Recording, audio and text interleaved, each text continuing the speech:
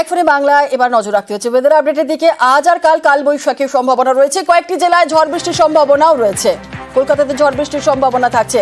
আর কি বলছে আবহাওয়া অফিস আপডেট নেব, আমাদের সঙ্গে রয়েছেন আমাদের প্রতিনিধি বিশ্বজিৎ সাহা। বিশ্বজিৎ, আজ আর কাল বৈশাখীর সম্ভাবনা, আর কি বলছে আবহাওয়া অফিস?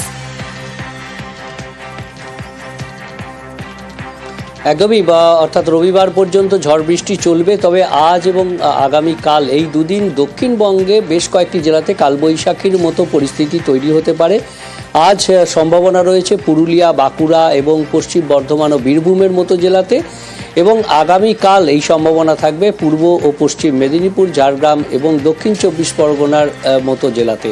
অর্থাৎ এই দুদিনই 4-5 জেলাতে এরকম কালবৈশাখীর মতো পরিস্থিতি। তবে ঝড় বৃষ্টি হতে পারে, বজ্রবিদ্যুৎ সহ বৃষ্টি, হালকা মাঝারি এবং দমকা ঝোড়ো বাতাস 30-40 কিলোমিটার গতিবেগে দক্ষিণবঙ্গের সব জেলাতেই হতে পারে। উত্তরবঙ্গে ইতিমধ্যেই বৃষ্টি শুরু হয়েছে, ওপরের দিকের জেলাগুলিতে বৃষ্টির সম্ভাবনা বেশি থাকছে। তবে আজ দক্ষিণ দিনাজপুর, উত্তর দিনাজপুরেও আর কয়েক ঘন্টার মধ্যে ঝড় বৃষ্টির সম্ভাবনা রয়েছে।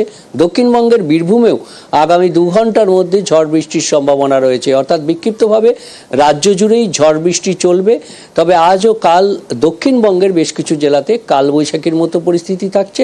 উত্তরবঙ্গে ওপরের দিকের জেলাগুলিতে আগামী কয়েকদিনে, অর্থাৎ আগামী রবিবার পর্যন্ত বিক্ষিপ্তভাবে ঝড় বৃষ্টি বা হালকা বৃষ্টি, বজ্রবিদ্যুৎ সহ বৃষ্টির সম্ভাবনা থাকবে।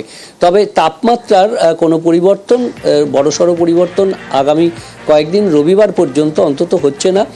সোমবার থেকে একটা হাওয়া বদল হতে পারে, অর্থাৎ সোমবার আংশিক মেঘলা আকাশ হলেও মঙ্গলবার থেকে তাপমাত্রা বাড়তে পারে, এমনটা ইঙ্গিত দিচ্ছে আলিপুর আবহাওয়া দপ্তর। জুনেলা, একেবারে ধন্যবাদ।